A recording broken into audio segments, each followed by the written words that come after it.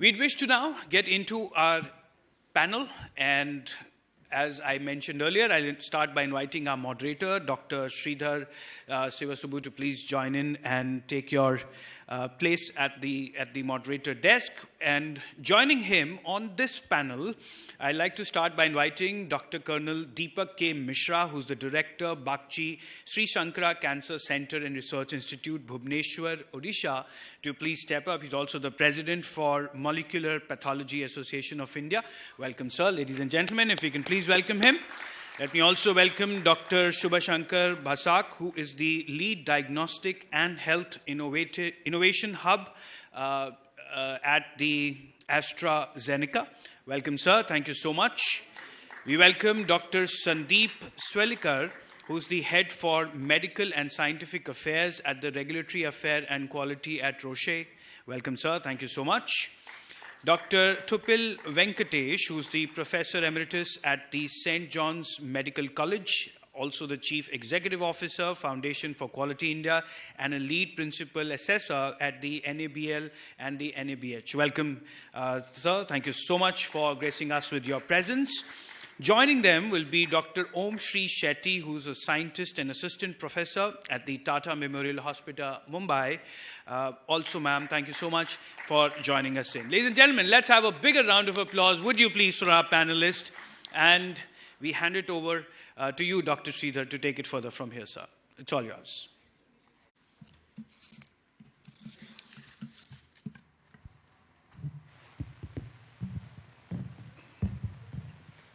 Thank you. Thank you for the nice introductions to my fellow panelists. So the last slide that I sort of left without explaining is where I would start out with for my fellow panelists. And all of you, please, thank you for coming today and welcome to the panel. And we have a nice gathering. So let me quickly start out with discussing about a topic that you have heard in the first half of the day. How do you accelerate adoption of precision diagnostics in our country? So, starting with Dr. Deepak Mishra, I would like to kind of hear from you, how can professional associations, scientific bodies work with industry really to shape this new field that's emerging and be able to increase the standard of this whole precision diagnostics from a patient's advocacy point of view, from a policy point of view, sir? Very good question, and thank you for this wonderful session. What I would like to say that personalized medicine, precision oncology now is going to stay. Today, if I give an example, no clinician or no medical oncologist is going to treat a patient of lung cancer without the data on EGFR mutation. So there are, as has already been discussed, the diagnostic, the predictive, the prognostic biomarkers are very important in patient treatment. People have said that one size doesn't fit all. So we have to personalize the diagnosis. The question is how to universalize it. The universalization of this is about resources. Whether the patient is paying out of pocket, whether the patient is paying out of insurance, or somebody is paying for it out of gratis, or the patient cannot afford it. So if you go to a hospital, corporate hospital, they all are quite well off. They do the test. If you come to a public hospital, half of the patients will say that I will not be able to afford this test. So either it has to be government subsidy. You'll be surprised to know that Ayushman Bharat does not have genetics incorporated in this treatment. 5 lakhs treatment for the family, 10 lakhs for women if they have something, does not say that you can do molecular genetics out of it. So that is out of pocket because it is not a test which for which you have to admit the patient. So any outpatient care, it doesn't cover. So time has come that we must have an advocacy, strong advocacy. We are doing that in the Molecular Pathology Association of India. We are approaching all the insurance companies to incorporate this as a basic diagnostic test, just like your blood counts, just like your parameters in the biochemistry analysis. So similarly, molecular diagnostics have to be incorporated in the insurance beneficiaries. So Molecular Pathology Association of India has been partnering with various corporates. Suvankar is already here. They are one of the most prominent corporates who have been supporting us, and they have already been supporting large number of CME activities, large number of workshops all across the country in various institutions to propagate the diagnostics of breast cancer, both in terms of IHC, both in terms of HER2/neu, both in terms of molecular diagnostics, whether it is BRCA or whether it is all kinds of germline tests and all kinds of somatic tests, so they support the program. Similarly, we are in communication with large number of other companies who are also coming forward, like Ross also has come forward to do it. Then there are companies which support the prognostication of breast cancer, whether it is Oncotype DX or MammaPrint or just, they're all trying to help out patients by patient support programs. Just like pharmaceuticals have PSPs, patient support programs, similarly diagnostic companies are also coming out with support programs. MedGenome, Strand Life Sciences, Karkinos, they're all known to support such programs across institutions. Karkinos is doing a wonderful job in Mumbai, supporting many patients in Tata Memorial Hospital. That is one thing which is now becoming a reality. With that, I think I have answered most of your queries. Thank you, sir. Thank you for the nice and good summary of what all we could do between the societies, academic bodies, and the industry to. Yeah. Next question is to Dr. Sandeep. Dr. Sandeep, very specifically, really want to ask, how could the industry stakeholders work with government to expand access into Tier 2, Tier 3 cities and make sure that affordability is not left out of the equation? Yeah. I think it's a complex question in that sense, and I think Dr. Mishra sir already covered the challenges that we face, particularly in cancer space, right? We did discuss a lot thing of how we evolved in the last mile collections of samples. It's not the case in a precision diagnostics. And I think that's where the challenge. And I think when we see going beyond metro or tier 1 cities, I think there are challenges that we're bound to face, right? And if you just to list out what challenges, I think setting up labs in the tier 2, 3, it's beyond question because of the operational cost, a lot of challenge in the infrastructure development or the logistic fragility and all those things, low trained, very less trained staffs, low awareness and the clinicians at particularly in the local HCP level. So I think industry, I think we have to work from both fronts. One is definitely creating that advocacy piece at while interacting with governments. And I think major challenges what Dr. Mishra sir just mentioned about not covering this test under insurance or Ayushman Bharat. And I think lots where the industry, scientific bodies, I think really we have to work together as a team to drive those advocacy efforts.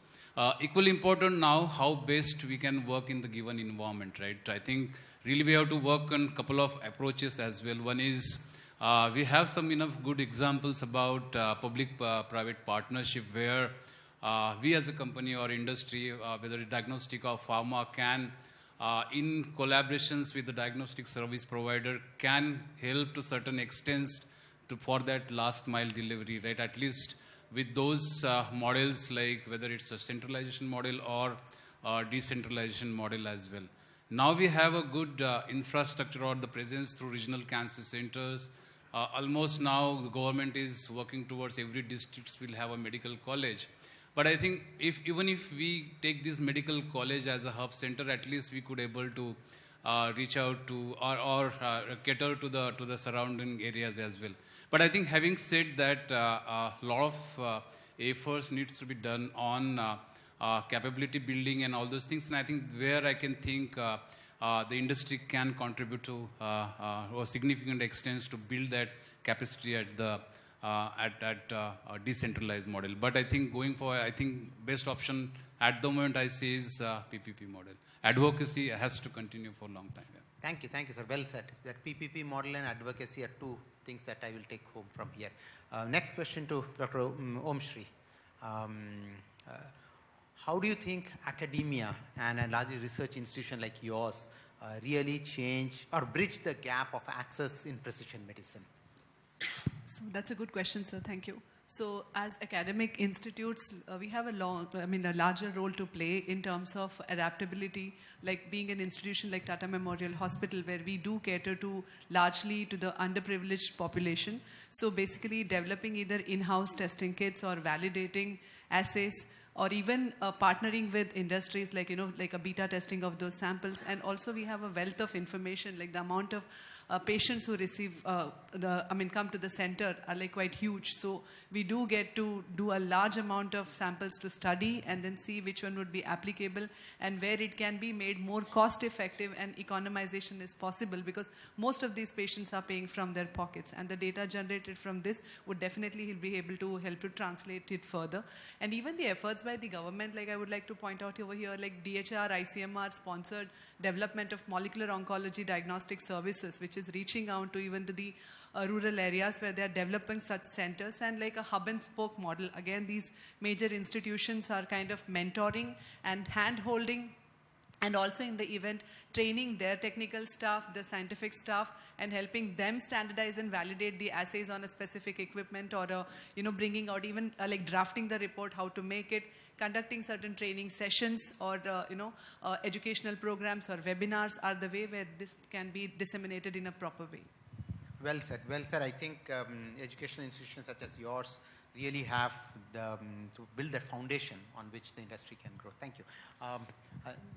For this session, this particular session, the last question to Dr. Shivankar Bashak. You are one person who has seen through the precision medicine implementation across multiple biomarkers in multiple avatars, I would say. Now, from that experience, what is your suggestion on reducing barriers and accelerated adoption across India? How do you do that? Thanks, Dr. Sridhar. And first of all, thanks to VOH for organizing this beautiful platform to interact with the industry leaders, diagnostics leaders. And great to be part of this esteemed panel as well. So, Dr. Sridhar, very important question. Availability of the technology is one thing, and then scale it up, taking to the patients is another thing. And Amirasha mentioned about execution in diagnostics. That's very important. So that's what we have seen in last maybe a decade with different biomarkers which is associated with the targeted therapies. And if you look into the trend, the targeted therapies that are getting launched in US, within couple of quarter, it's coming to India as well. So whatever the treatment options are now available in abroad, it's available in India within no time.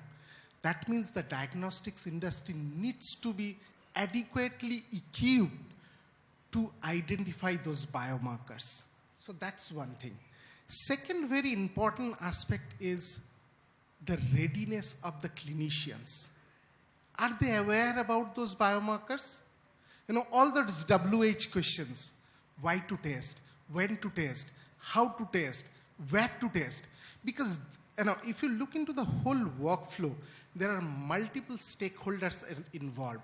Somebody is writing the test, ordering the test, which is the treating physician. Somebody is collecting the samples, which Tarun is doing greatly all over India with multiple diagnostics companies now. some pathologist is analyzing the sample, some bioinformatics person then interpreting that and giving back the result. So it's very important, all the different stakeholders should be aware about those WH questions. They should understand what is the ultimate goal of that. That's why I said awareness is very, very critical. And that's the reason, Deepak sir mentioned about our association with MPI. We are trying to collaborate with multiple stakeholders here, whether it's the scientific association, different other industry partners, the clinicians, the pathologists. Even we are thinking, why can't we partner with the technicians? They are doing very important job, but nobody giving them the due credit. So the partnership, through omni-channel approach, the awareness creation among the different stakeholders in this workflow is very, very important. And second important aspect is boiled down to the cost of the test. If you look into the cost, I remember in 2005 when one of my previous organization, we have launched maybe the first BRCA gene testing here in India. That time it used to cost about 65 to 70,000, used to take about 45 days. And now see where the cost and where the turnaround time. It has come down to 7,000 rupees, maybe less than that, and 7 days turnaround time. Why that happened? That happens because BRCA gene testing is now actionable. Earlier it was for just to understand the patient who are of high-risk group, understand their genetic predisposition.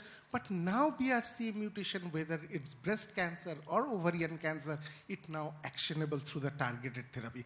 That's why demand has increased and reduces the cost. And I am sure that will happen with multiple other biomarkers. But let me try to highlight one thing. Dr. Omsti mentioned about DHR ICMR's initiative of Diamonds, where DHR ICMR has created multiple hub and spoke and offering free testing for lung cancer, EGFR, PDL1, and multiple ALK, ROS, and in breast cancer, ER, HER2, and Ki67, absolutely free of cost to all the government patients who are coming to those centers. And pharma industries also understood this challenge, and what we have done under the banner of CRSF, Cancer Research Statistics Foundation, multiple pharma companies came together. They created a pot of money and trying to provide free of cost lung cancer biomarker testing to all Indian patients. The initiative known as Lungs Alliance, and through Lungs Alliance, which has launched in last year, March precisely, and almost 5,000 patients has taken the benefit of that.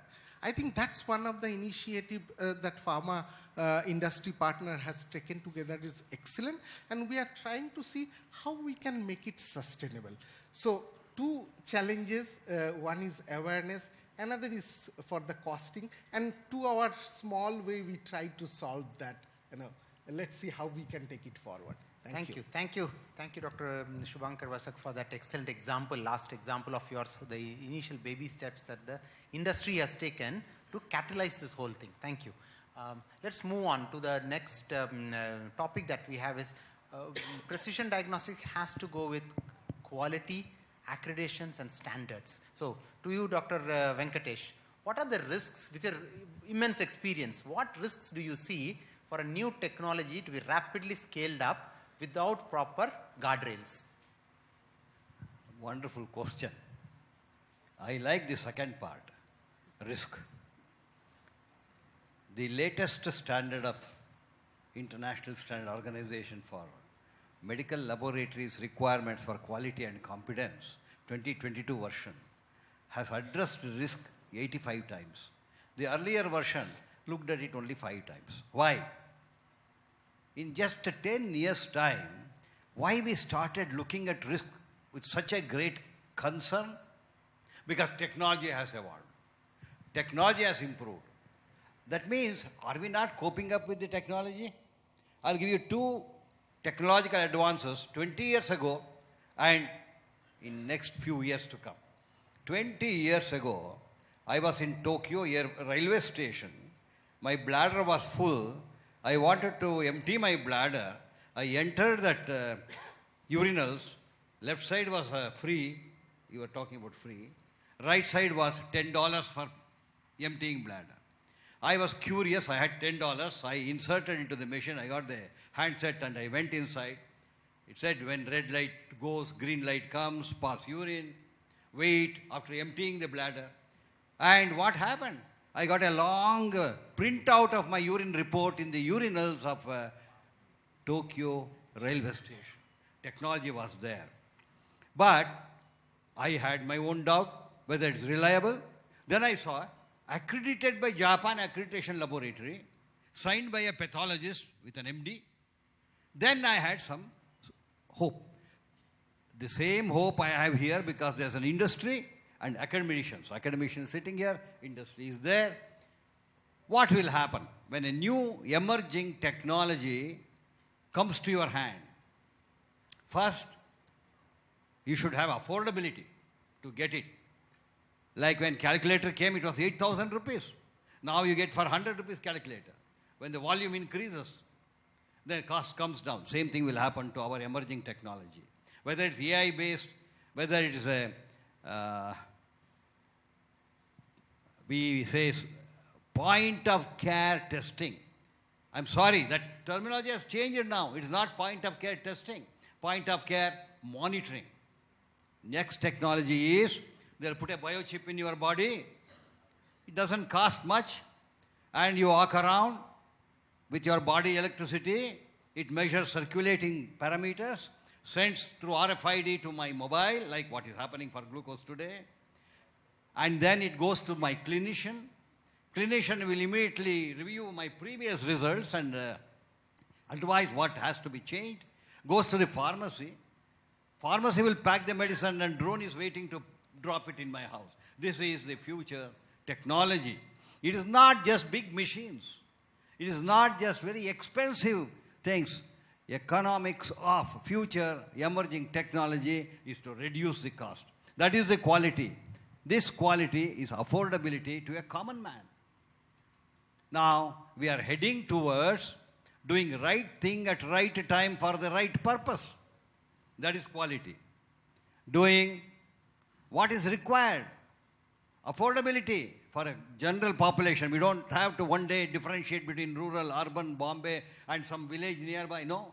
Everybody will have an access. Today with telemedicine, telepathology, it has become, a dream has become true now. Friends, what are the risks associated is something which we have to remember. Lack of training. If we do not train people in the latest technology or latest software, there's always a resistance to change.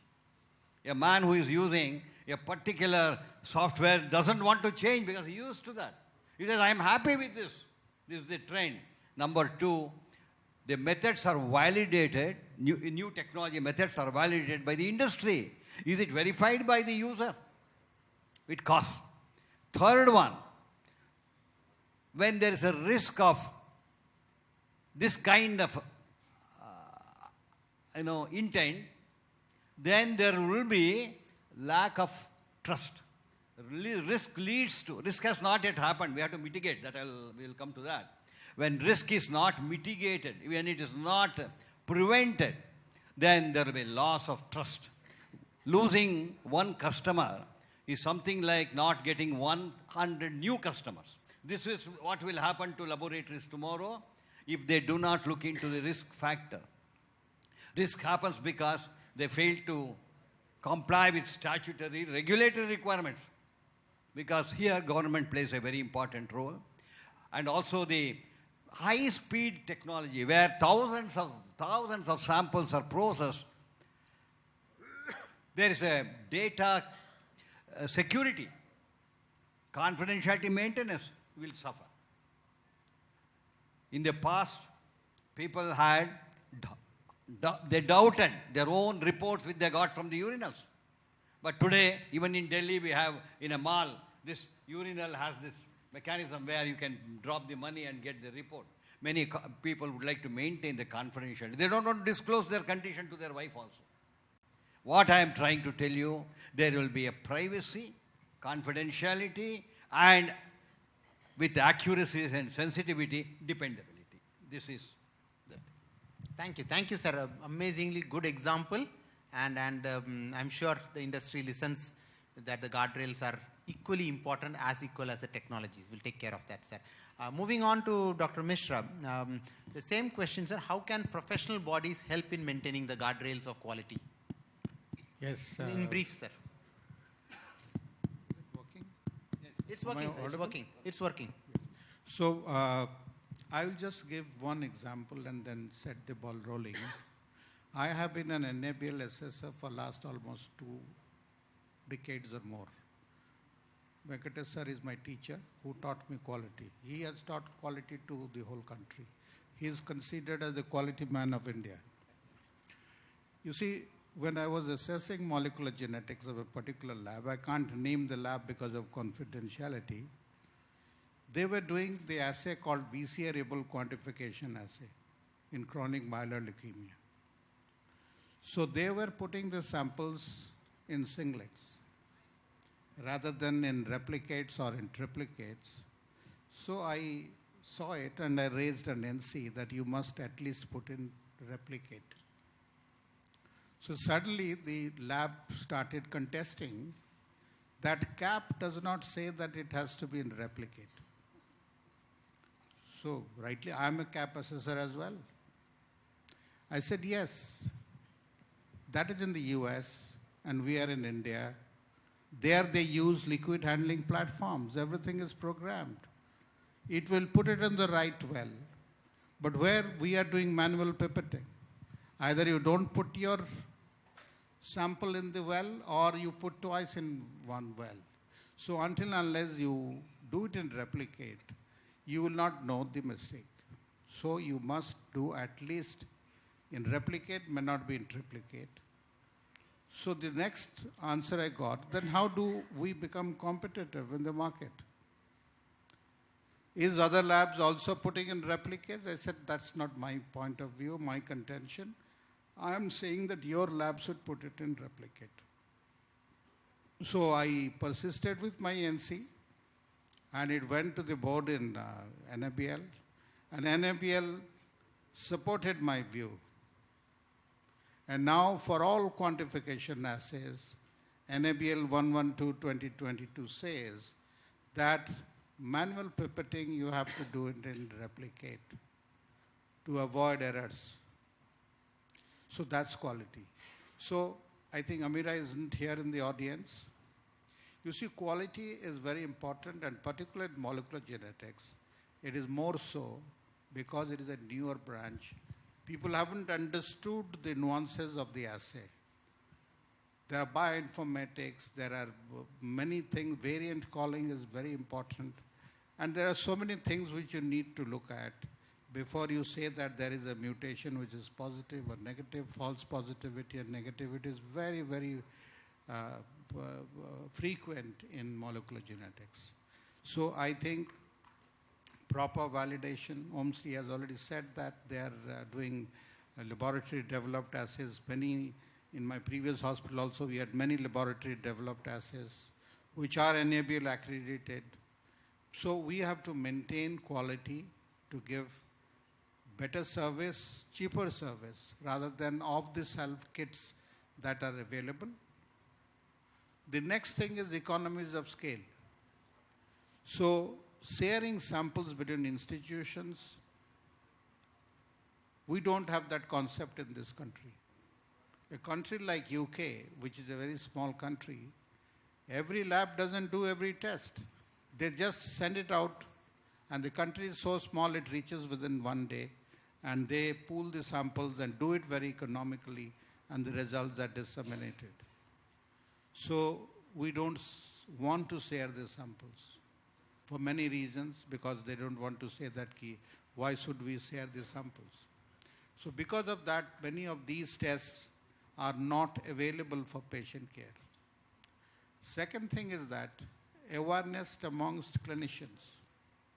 If you talk about comprehensive genomic profiling, the report is some 28 pages. They will just read the first page, the highlighted portion, what mutation is there, and will see whether there is actionability, whether there is a drug available, and that's it. He is not interested to know what is the depth, what is the coverage, whether it fulfills the criteria of reporting. So all these haven't yet percolated into the clinician's knowledge base.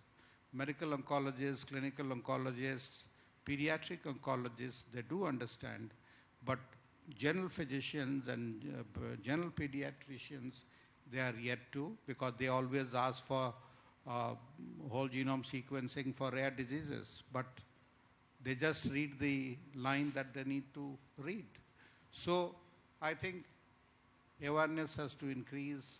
Molecular diagnostics has to be taught at the level of little bit in undergraduate and more in the postgraduate education, and there should be we are having a fellowship program in molecular genetics, a 2 years program post-MD in Tata Medical Center, and TMH also has both on the liquid side and on the solid side. They have 1 year programs. So I think this is training and teaching activity. So mostly, most of our clinicians send out samples to standalone diagnostic labs. Sending out samples doesn't teach our students. They just read the report. So major centers, academic centers should have in-house facilities so that all the students, whether they are postgraduate or postdoctoral, they must know how the tests are performed, what are the techniques used, and what are the pluses and minuses of different assays, what is the plus point in Sanger sequencing, what is the plus point or minus point in next generation sequencing, what are the different type of NGSs, what is whole genome sequencing, what is whole exome sequencing. So everybody should be aware about these techniques so that they can order the test appropriately. So education, awareness is very important amongst the clinicians, and quality maintenance is extremely important, as sir has already said. The risk, there should not be risk to the patient because of our not appropriately performing the assay. So with that, I think I have addressed this issue, and there are many quality control programs, external EQUAS programs. We subscribe to, in my previous hospital, the UK EQUAS. We subscribe to EMQN, that is European Molecular Quality Network. And you have the RCCAP in Australia. We have a quality program in Tata Memorial. They send out samples for some basic tests. And we are also thinking to collaborate with TMC Kolkata along with the MPI to send out some samples for liquid tumors for EQUAS programs. So we are making small beginning, but I think this subject is pretty nascent in its field, but highly informative for patient care. Today, the clinicians will need, now you have every other day there's a new drug coming for a biomarker. So biomarker testing has become quite common, like any other test, like liver function test and CBC. Similarly, molecular diagnostics has become very routine. So it is very appropriate that it should be covered under all kinds of reimbursements. We are working towards that. Thank you, sir. Well said, and I think well summarized also. Now, moving to the industry side, a common question to Dr. Sandeep and Dr. Shubhankar. Briefly, what is the industry doing to ensure that the quality guardrails are still maintained? And if you could be brief, that will be nice. Yeah, please. So, for a patient, when they get one piece of paper, that's the trust. So every laboratory needs to show their, the optimum quality standards with that, piece of paper. So we understand that, and we actually collaborated with UK NEQUAS and try to encourage different laboratories across India who are doing this biomarker testing using PCR or NGS, whatever is the test scheme available. They should participate, optimize their test modalities, and try to provide the best quality report to our patients. Great. Yeah. Nicely said. Yeah. Sir, your views, sir. No, I think Dr. Venkatesh and Dr. Mishra already cover. I think being from a diagnostic side, I think really we have to closely work with the pathology experts. Because whether you see from advancement in the technology or the standard operating procedure, or in that sense, the various digital tools that we adopt for data management and analytics. And I think all has to be in line with the requirement that listed in the enable guidelines. And I think whenever we actually as an industry or as a diagnostic providers, I think we install a new machine, I think that the entire process goes through the validation test, sir has mentioned. And that's very critical to set the processes right and in alignment with the enable requirement. And I think that's where we closely work with the pathology experts. Yeah. Thank you. The last question to Dr. Omshri. Starting from where Dr. Mishra left off, okay, what is that the academic institutions are doing to set the standard operating protocol so that everybody is uniformly following? If you could give one example of how is it? Uniformities across testing is one attempt which Tata Memorial Hospital is doing under the aegis of National Cancer Grid. So we are conducting external quality assurance service for IHC, HNE, and also for molecular pathology quality assurance program for solid tumors, which is NABL accredited. And we are also the member of International Quality Network along with UK NICAS and MQN board. So where we are sending out the samples across all the participant centers, and for all the NCG centers, this is given free of cost. So where we are even assessing them for the simple things like DNA extraction. The QC is also where they are being assessed, they are being evaluated, and again, in every run when we feel that there is some discrepancy, be it a fish test or is it a real-time PCR assays, so we conduct a webinar where we kind of try and figure out the troubleshooting where issues must have gone wrong. So this basically helps in uniformity in testing across the country so that each of the laboratory will have confidence in the reports what they are giving in. Thank you. Yes, the National Cancer Grid services is something that's highly valuable, and the kind of services I would recommend all the industry partners to actually look it up, and there are multiple programs that are running, and use them to calibrate and maintain standards. Yeah, let's move on to the last focus, which is mostly on capability and workforce. And starting with Dr. Venkatesh, with this new technology coming up all over the place, how is NABL gearing up to address this? Because it seems the technology is outpacing the learnings suddenly. How is NABL tackling this? You see, this question came to me when I was the principal advisor to Quality Council of India. That time NABL was not part of Quality Council of India. Now it's under the Quality Council of India. NABL is a registered society, a voluntary organization, not a government organization. Number two, one NABL operating from Delhi is like having one coconut shop in a city, and whatever is provided, we have to accept it. That is the time we said we should have in every city, every state, at least or every region, accreditation body. In a small country like Malaysia, 4 accreditation bodies. Small country like Vietnam, 3 accreditation bodies. The whole country, biggest world democracy, India, had only 1 accreditation body. There's a stress to the accreditation body. Though accreditation is not mandatory, there are 3 drivers which will make people, laboratories to go in for accreditation. Number 1, public demand. Suppose I go to him and say, is this examination done in your laboratory accredited? Method is accredited? If he says no, I will go to another place. Second, competition. Out of 8 laboratories, 7 are accredited for all their methodology. Accreditation is given only to method, not to the laboratory. The 8th one will go for accreditation. Third one is, morning we had one session where you also mentioned, we have to pay out of pocket for most of the examination. If the insurance third-party payment organization insists that we will reimburse money only if your methodology where the laboratory is doing is accredited. Accreditation, we need large number of accreditation bodies. Now in India, I am very happy to tell you, like NABL, 3 more accreditation bodies are there which are complying with 17011 standard, global standard. When we say accreditation, we will not say enable accreditation or QA accreditation or ILAC accreditation. It is accreditation as per 15189.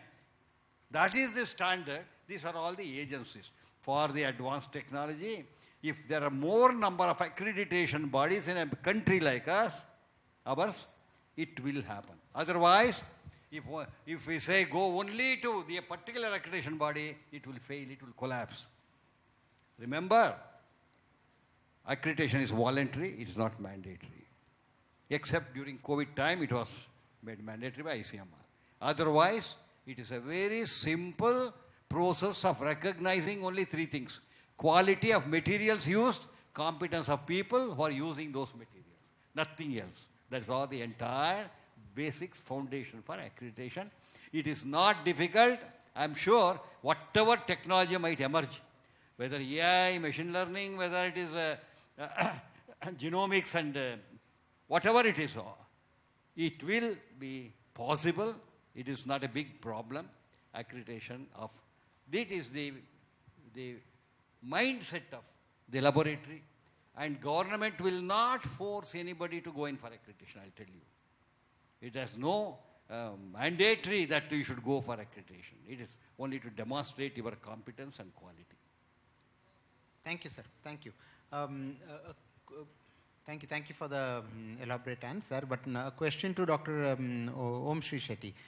If you had to give me one sentence, what training would you suggest for the industry partners to undertake to get themselves into the precision medicine field or continuous education field? What is that one thing that you would highly recommend them to do? First is to read an NGS report in depth and to understand if it is for precision oncology, and to probably convey to the other side of the clinicians where they want to market their particular drug or a product. Great. Is what I would like to. Yeah. So, thank you. Moving on to the last, in the interest of time, we'll move on to the last part of the topic. To all panelists, I need one sentence from you. Okay. What would accelerate the adoption of precision medicine in our country? What is that one thing you think, if you do, would give the credibility and accelerate the adoption? We'll start with Dr. Mishra. Provisioning of resources, human resource training, and adoption of this subject in all medical institutes and academic institutes in the country. Thank you. Very important. Sir, you. One thing that we need to do to increase the adoption. Create awareness to all clinicians who are using laboratory services about quality. Thank you, sir. Thank you. Sir. I think we actually hear the 4 important pillars here. I think joint efforts from all industry, clinicians, and the lab side, and equally also from the other sectors like insurance. I think if we really join hand together, I think we'll solve majority of the problem that we addressed during discussion here. Sure. Thank you, sir. Dr. Shubhankar. I think what he mentioned, collaboration and equitable access of the test solution. Okay, collaboration, equitable access, very important. Dr. Omshi, what is that one thing you'll do? I think training the clinicians and patient advocacy needs to be increased more to make aware that what test is available and what can be benefited by that. Fantastic. Thank you.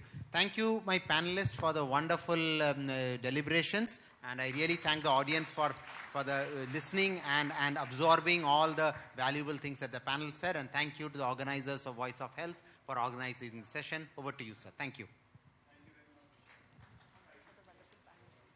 Thank you, sir. Thank you very much, Dr. Sridhar. We'd request you to kindly please felicitate a token of gratitude to our presenters here. Wish to start by thanking Dr. Colonel Deepak K. Mishra. Thank you very much, sir. Please be with me, ladies and gentlemen. Given an applause, please. Let me thank Dr. Shubhankar Basak. Thank you so much, sir, for all your valuable contribution towards this panel. We thank Dr. Sandeep Sevlikar.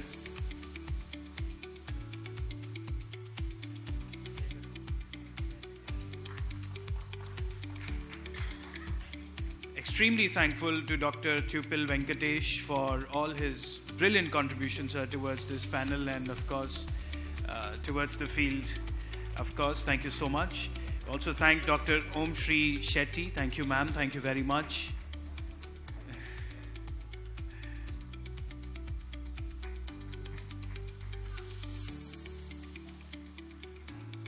Thank you. And I'll invite Ms. Pinky from the VOH team to please step up on the stage to felicitate Dr. Sridhar Sivasubu for conducting this wonderful session and also for the wonderful presentation that you had for us earlier.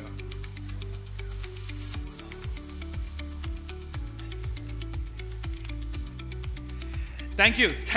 We'll have a group photo. We'll have just one group photo together, please. If we can all be together for a group picture to commemorate this wonderful presentation and panel that we had, ladies and gentlemen. If I can please interest you to give in a round of applause to our panelists, to our moderator,